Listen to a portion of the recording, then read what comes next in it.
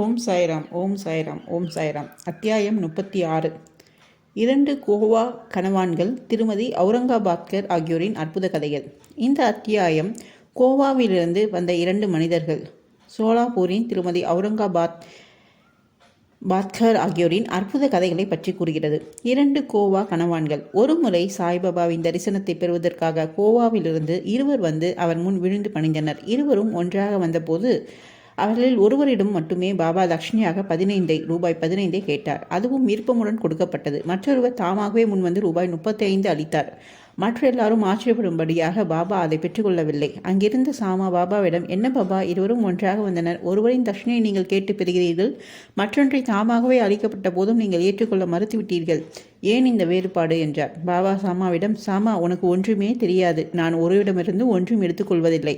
இம்மசூதியின் ஆளும் தெய்வமாக மசூதி மாயி குறிக்கப்பட்ட கடன் தொகையை கேட்டால் அதை அவர் அளித்து கடனிலிருந்து விடுபடுகிறார். கவனிக்கும்படியாக எனக்கு எவ்வித வீடோ சொத்தோ குடும்பமோ இருக்கிறதா? எனக்கு எதுவுமே தேவையில்லை. எப்போதும் சுதந்திரமாகவே இருக்கிறேன். கடன், பகைமை, கொலை ஆகியவைகளுக்கு பரிகாரம் தேடப்பட்டே ஆக வேண்டும். தப்ப வழியே இல்லை என்று கூறிவிட்டு பின் பாபா தமக்கே உரிதான பாணியில் பின்வருமாறு கூறத் தொடங்கினார். முதலில் அவர் ஏழையாக இருந்ததாகவும் அவருக்கு ஒரு வேலை கிடைத்ததால் முதல் மாத சம்பளத்தை காணிக்கையாக செலுத்துவதாக வேண்டிக் கொண்டார். மாதம் ரூபாய் 15 சம்பளம் உள்ள ஒரு வேலை அவருக்கு கிடைத்தது. பின்னர் அவர் சம்பளம் படிப்படியாக 15 ரூபாயிலிருந்து 700 அடைந்தது. ஆனால் அவரின் சுபிட்சத்தில் அவர் வேண்டிக் கொண்டதை முழுமையாக மறந்துவிட்டார். கர்மவினை அவரை இவ்விடம் தள்ளிவிட்டிருக்கிறது. அதனால் அத்தொகையை நான் அவரிடமிருந்து தட்சணையாக பெற்றேன். மற்றொரு கதை. கடற்கரை ஓரமாக நான் உலவி திரிந்து கொண்டிருந்த போது ஒரு பிரம்மாண்டமான மாளிகையை வந்து அடைந்தேன். அதன் தாழ்வாரத்தில் அமர்ந்தேன். வீட்டுக்காரர் எனக்கு நல்ல வரவேற்பளித்து வயிறார உணவளித்தார். உறங்குவதற்காக அலமாரிக்கு அருகிலுள்ள தூய சுத்தமான இடத்தை அவர் எனக்கு காண்பித்தார். நான் அங்கு உறங்கினேன். நான் ஆழ்ந்த துயில் கொண்டிருக்கும் போது அம்மனிதன் சுவற்றை கன்னம் வைத்து உள் நுழைந்து என் பையிலிருந்த பணத்தை எல்லாம் கத்தரித்து எடுத்துக்கொண்டான். நான் கண்விழித்த போது எனது 30,000 திருடப்பட்டு விட்டதை அறிந்தேன். நான் பெரிதும் கவலையுற்று அழுது கொண்டும் புலம்பிக் கொண்டும் அமர்ந்திருந்தேன். பணம் கரன்சி நோட்டாக இருந்தது. அப்பிராமன் அதை திருடிவிட்டான் என நான் நினைத்தேன். உணவிலும் பானத்திலும் நான் எனது விருப்பத்தை எல்லாம் இழந்து அந்த தாழ்வாரத்திலே 15 நாட்கள் புலம்பி அழுது கொண்டு உட்கார்ந்திருந்தேன். 15 தினம் கழிந்ததும் வழிபோக்கரான ஒரு பக்கிரி நான் அழுது கொண்டிருப்பதைக் கண்டு எனது துன்பத்திற்கான காரணத்தை விசாரித்தார். நான் அவரிடம் எல்லாவற்றையும் கூறினேன். அவர், நான் சொல்லும்படி செய்தீரானால் உமக்கு பணம் திரும்ப கிடைக்கும். ஒரு பக்கிரியிடம் செல்லும், நான் அவரை பற்றிய விவரம் தருகிறேன். அவரிடம் உம்மை முழுவதும் சமர்ப்பித்துவிடும். அவர் உனது பணத்தை மீட்டு தருவார் என்றார். அப்பக்கிரியின் அறிவுரைப்படி நடந்து எனது பணத்தை திரும்ப பெற்றேன். பின்னர் வாதாவை விட்டு நீக்கி கடற்கரையை அடைந்தேன். அங்கு ஒரு நீராவி கப்பல் நின்று கொண்டிருந்தது. ஆனால் அதில் கூட்டமாக இருந்ததால் அதனுள் நான் ஏற முடியவில்லை. அங்கு இருந்த நல்ல குணமுடைய பியூன் ஒருவன் எனக்காக குறுக்கிட்டால் அதிர்ஷ்டவசமாக நான் உள்ளே ஏறினேன். அது என்னை அக்கறைக்கு சேர்த்தது. அங்கிருந்து ரயில் ஏறி மசூதி மாயிடம், மசூதி தெய்வத்திடம் வந்தேன். கதை முடிந்தது. பாபா சாமாவிடம் அவ்விருந்தாளிகளை அழைத்து சென்று அவர்களின் உணவுக்கு ஏற்பாடு செய்யும்படி கேட்டுக்கொண்டார். பின்னர் சாமா அவர்களை வீட்டிற்கு அழைத்து சென்று உணவளித்தார். உணவின் போது சாமா அவர்களிடம் பாபாவின் கதை விளங்காத புதிராக இருப்பதாகவும், ஏனெனில் அவர் கடற்கரை பக்கமே சென்றது கிடையாது என்றும், ரூபாய் 30,000 போன்ற எவ்வித பணத்தையும் அவர் வைத்திருக்கவில்லை என்றும், பயணம் செய்ததே இல்லை, பணத்தை தொலைத்ததே இல்லை, மீண்டும் அதை திரும்ப பெற்றதே இல்லை என்றும் கூறி அதை அவர்கள் புரிந்து கொண்டு அதன் குறுப்பு நுட்பத்தை அறிந்து கொண்டார்களா என்று கேட்டார். விருந்தினர் ஆழ்ந்த மனம் உருகி கண்ணீர் சிந்தனர். தொண்டை அடைக்கும் குரலில் அவர்கள், பாபா நிறை பேரறிவுடையவர், எல்லையற்றவர், தன்னேர் இல்லாத முழுமுதற் பொருள், பரபிரம்மம். அவர் உரைத்த கதை சரி நுட்பமாக எங்களது கதையே ஆகும். அவர் பேசியது யாவும் எங்களை பொறுத்தவரை ஏற்கனவே நடந்துவிட்டன. அவர் இதையெல்லாம் எங்கனம் அறிந்தார் என்பது ஆச்சரியத்துள் எல்லாம் ஆச்சரியம். எல்லா தகவலையும் நாங்கள் உணவுக்கு பின் உரைக்கின்றோம். உணவுக்கு பின் அவர்கள் வெற்றிலை போட்டு கொண்டிருக்கும் போது விருந்தினர் தங்கள் கதையை சொல்ல ஆரம்பித்தனர். அவர்களுள் ஒருவர் கூறுகிறார், மலைத்தொடரின் மீதுள்ள ஒரு கோடை வாசஸ்தலமே எனது சொந்த ஊர். ஒரு வேலை தேடி பணம் சம்பாதிக்கும் பொருட்டு நான் கோவாவுக்கு சென்றேன். ஸ்ரீ தத்த தெய்வத்திடம் எனக்கு வேலை கிடைத்ததால் முதல் மாத ஊதியத்தை அவரிடம் சமர்ப்பிப்பதாக வேண்டிக் கொண்டேன். அவரது அருளால் ரூபாய் 15 சம்பளமுள்ள ஒரு வேலை கிடைத்தது. பாபா குறிப்பிட்டபடி எனக்கு உத்தியோக உயர்வு கிடைத்தது. எனது வேண்டுதலை பற்றியெல்லாம் நான் நிச்சயமாக மறந்தே விட்டேன். இவ்வகையாக பாபா அதை நிறைவுபடுத்திய ரூபாய் 15 என்னிடமிருந்து மீட்டு பெற்றுக்கொண்டார். ஒருவர் நினைக்கும்படியாக அது தட்சணை அன்று, பழைய கடன் ஒன்றை அடைத்தலே ஆகும். நீண்ட நாள் மறந்து போன வேண்டுதலை நிறைவேற்றுதலும் ஆகும்.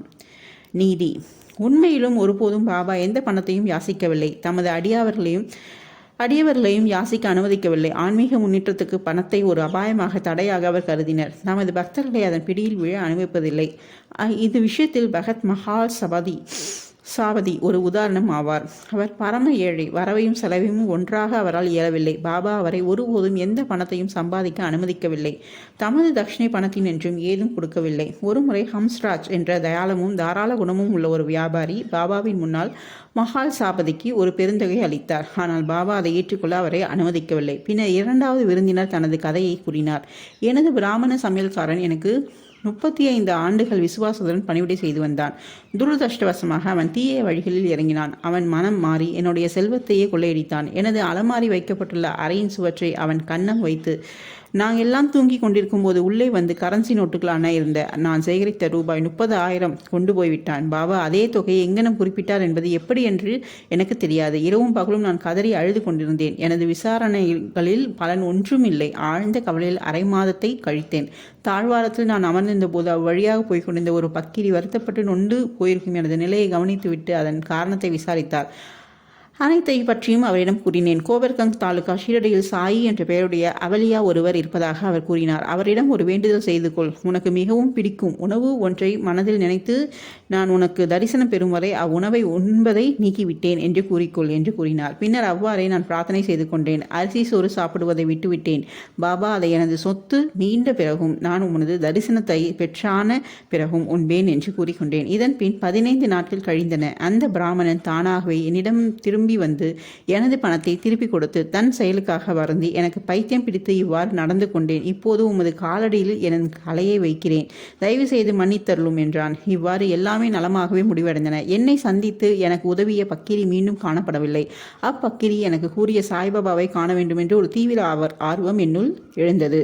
எனது வீடு வரை அந்த பக்கிரி சாய்பாபாவை தவிர வேறு யாரும் இல்லை என்று நான் நினைத்தேன். என்னை காண வந்து என்னை தொலைந்து போன பணத்தை மீண்டும் பெற்றுத் தருவதாக எனக்கு உதவி புரிந்த அவரா 35 ரூபாய் பெறுவதற்காக ஆர்வமாயிருப்பார்? மாறாக எங்கிடம் இருந்து எதையும் எதிர்பார்க்க கொண்டிராது எங்களை ஆன்மீக முன்னேற்ற பாதையில் அழைத்து செல்வதில் அவர் தம்மாலான முழு முயற்சியை எப்போதுமே செய்கிறார். திருடப்பட்ட எனது சொத்து மீண்டும் கிடைத்தவுடன் நான் பெரும் மகிழ்வுற்றேன். அந்த மயக்கத்தில் எனது வேண்டுதலெல்லாம் மறந்துவிட்டேன். பின்னர் நான் கோலாபாவில் இருந்தபோது ஒரு நாளிரவு எனது கனவில் சாய்பாபாவை கண்டேன். இதுதான் சீரடிக்கு வருகிறேன் என்று எடுத்திருந்த பிரார்த்தனை எனக்கு நினைவூட்டியது.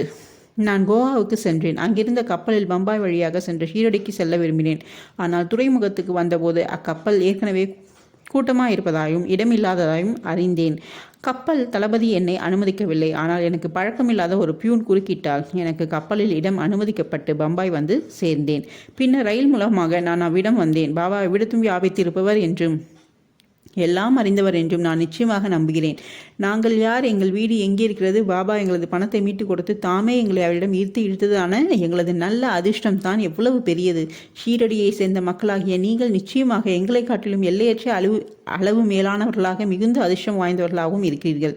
பாபா விளையாடி சிரித்து உரையாடி இவ்வளவு ஆண்டுகள் வாழ்ந்து கொண்டிருப்பதும் உங்களுடன் அல்லவா? உங்களுடைய பூர்வ புண்ணிய பலன் அளவிற்கடையதாக இருக்க வேண்டும். ஏனெனில் அதுவே பாபாவை ஷீரடிக்கு இழுத்து விட்டிருக்கிறது. சாயியே எங்களது தத்தார். அவரை வேண்டுதலுக்கு கட்டளையிட்டார். கப்பலில் ஒரு இடமும் அளித்து என்னை இவ்விடம் சேர்ப்பித்தார். இவ்விதமாக அவரது எங்கும் நிறை பேரறிவுக்கும் எல்லாம் வல்ல பேராற்றலுக்கும் நிரூபணத்தை அளித்தார். அடுத்ததாக திருமதி அவுரங்காபாத்கர். சோலாப்பூரை சேர்ந்த சகாதாரம் அவுரங்காபாத்தின் என்பாரின் மனைவிக்கு 27 ஆண்டு காலமாக குழந்தையே இல்லை. கணக்கற்ற பிரார்த்தனைகளை அவள் கடவுளிடமும் அம்மன்களிடம் செய்து கொண்டாள். ஆனால் வெற்றி பெறவில்லை. பின்னர் அவள் பெருமளவு நம்பிக்கை இழந்தவளாக ஆனார். இவ்விஷயத்தில் இறுதியான முயற்சியாக தனது சகோதரின் புதல்வனான விஸ்வநாத்துடன் சீரடி வந்து பாபாவுக்கு சேவை செய்து கொண்டு 2 மாதங்கள் தங்கியிருந்தாள். மசூதிக்கு அவள் சென்ற போதெல்லாம் கூட்டத்தால் மசூதி நிரம்பி இருப்பதையும் பாபா பக்தர்களால் சூழப்பட்டிருப்பதையும் கண்டாள். அவள் அவரை தனியாக கண்டு அவரை விழுந்து வணங்கி தனது இதயத்தை திறந்து பிள்ளை வரம் வேண்ட விரும்பினாள். ஆனால் உரிய சந்தர்ப்பம் கிடைக்கவே இல்லை. முடிவாக அவள் பாபாவிடம் தனியாக இருக்கும்போது தனக்காக பேசும்படி சாமாவிடம் கேட்டுக்கொண்டாள். சாமா அவளிடம் பாபாவிடம் தர்பார் வெளிப்படையானது என்றும் எனினும் அவளுக்காக தான் முயற்சிப்பதாகவும் கடவுள் அவரை ஆசீர்வதிக்க வேண்டும் என்றும் கூறினார். தேங்காயுடனும் ஊதுபத்தியுடனும் முன்னிருக்கும் திறந்த வெளியில் பாபாவின் உணவு நேரத்தில் தயாராக இருக்கும்படி அவர் அவளுக்கு ஜாடை காண்பித்ததும் அவள் வர வேண்டும் என்று கூறினார். ஒரு நாள் உணவுக்கு பின் பாபாவின் ஈர கையை சாமா துண்டு கொண்டு துடைத்து விட்டு கொண்டிருந்தார். பாபா அப்போது அவர் கன்னத்தை கிள்ளிவிட்டார். சாமா பொய் கோபத்துடன், தேவா, இந்த மாதிரி என்னை கிள்ளுவது சரியா? இந்த மாதிரி கிள்ளி குறும்பு செய்யும் கடவுள் எங்களுக்கு தேவையில்லை. நாங்கள் உங்களை சார்ந்து இருப்போர் அல்லவா? இதுதான் எங்களது நெருக்கமான உறவின் பலனா? பாபா: ஓ சாமா, கடந்த 72 தலைமுறைகளாக நீ என்னுடன் இருக்கிறாய். இதுவரை உன்னை நான் கிள்ளியதே இல்லை. இப்போது நான் உன்னை கொட்டதை குற்றமாக கொண்டு கோபித்துக் கொள்கிறாயே? சாமா சொல்கிறார்: எங்களுக்கு எப்போதும் முத்தங்களையும் உண்பதற்கு இனிப்புகளையும் கொடுக்கும் ஒரே கடவுளாகிய நாங்கள் விரும்புகிறோம். தங்களிடமிருந்து எந்த மரியாதையோ மோட்சத்தையோ புஷ்பக விமானம் முதலானவற்றையோ நாங்கள் வேண்டவில்லை. தங்கள் பாதம்புயத்தின் பால் எங்களது நம்பிக்கை சதா நிரந்தரமும் மிகவும் நன்றாக தெளிந்த விழிப்புணர்வு நிலையில் இருக்க வேண்டும். அதற்கு பாபா கூறுகிறார்: ஆம், உண்மையில் அதற்காகவே நான் வந்திருக்கிறேன். நான் உங்களுக்கு உணவூட்டி பேணி வளர்த்து வருகிறேன். உங்கள் மீது அன்பும் பாசமும் பூண்டிருக்கிறேன். இதன் பின்னர் பாபா தமது இருக்கையில் போய் அமர்ந்தார். சாமா அப்பெண்மணிக்கு ஜாடை செய்தார். அவள் மேல் வந்து வணங்கி தேங்காய், ஊதுவத்தி இவைகளை பாபாவிடம் அளித்தார். பாபா அந்த முற்றல் தேங்காயை ஆட்டினார். அதிலிருந்த பருப்பு உருண்டு சப்தம் செய்தது. பாபா: சாமா, உருளுகிறதே என சொல்கிறது என்பதை கவனி. சாமா: இப்பெண்மணி இம்மாதிரி அவை ஒரு குழந்தையும் தனது வயிற்றில் உருண்டு உயிர் புற வேண்டும் என்று வேண்டுகிறாள். எனவே அத்தேங்காயை தங்களது ஆசீர்வாதத்துடன் கொடுங்கள். பாபா சொல்கிறார்: இத்தேங்காய் அவளுக்கு மதலை அளிக்குமா? இம்மாதிரி விஷயங்களில் எல்லாம் ஜனங்கள் எவ்வளவு முட்டாள்தனமாக போலி நம்பிக்கையுடன் இருக்கிறார்கள். சாமா: தங்களது மொழி, ஆசி இவைகளில் சக்தியை நான் அறிவேன். தங்களது சொல் அவளுக்கு குழந்தைகளின் தொடரையே அளிக்கும். நீங்கள் விவாதித்து கொண்டிருக்கிறீர்களே தவிர உண்மையான ஆசையை அளிக்கவில்லை.